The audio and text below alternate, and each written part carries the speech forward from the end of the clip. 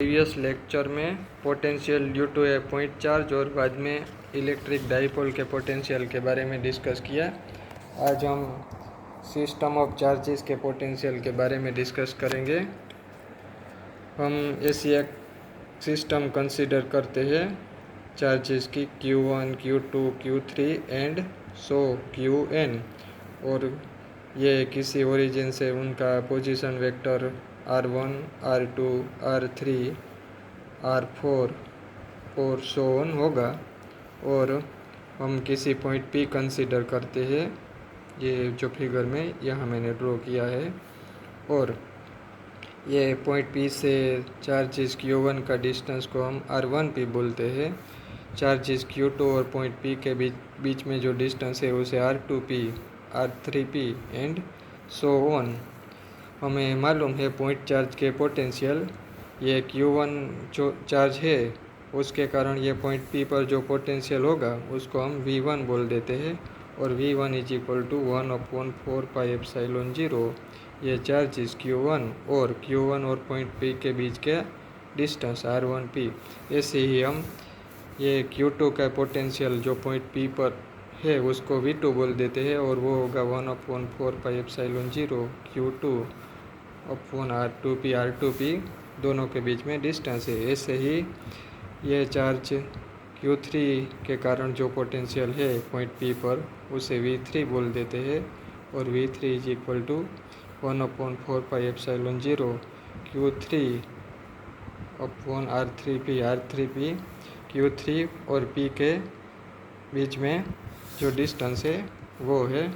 और हम जानते हैं कि इलेक्ट्रिक फील्ड सुपरपोजिशन प्रिंसिपल ओबे करता है, और पोटेंशियल भी इलेक्ट्रिक फील्ड में किया गया वर्क डन है, इसलिए हमने आगे भी डिस्कस किया है सुपरपोजिशन प्रिंसिपल ओबे करता है।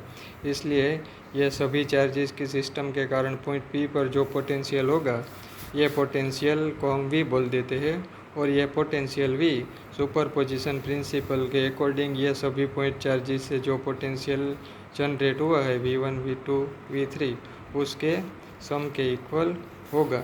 यानी कि 1/4πε0 को हम कॉमन ले लेते हैं डायरेक्ट, तो ये होगा Q1 अपॉन R1P वत्ता Q2 अपॉन R2P वत्ता Q3 upon R3P and so on. If we have a continuous charge distribution characterized by volume charge density rho, then in this case we can divide this entire volume into small volume element delta V, and then calculate the potential produced by each volume element, and then we sum this potential due to each volume element, or strictly say we integrate this potential due to each volume element, and then we option total potential, net potential due to this continuous charge distribution।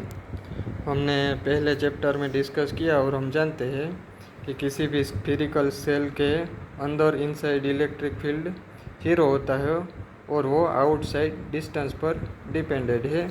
और outside जो electric field होता है वो electric field हमको ऐसा लगता है कि सारा का सारा चार्ज उसके सेंटर पर कॉन्सनट्रेटेड है, यानी कि पॉइंट चार्ज से जो इलेक्ट्रिक फील्ड जनरेट होता है वो ऐसा बिहेवियर करता है। तो ये केस में उनका पोटेंशियल होगा V is equal to 1/4πε0 Q upon R।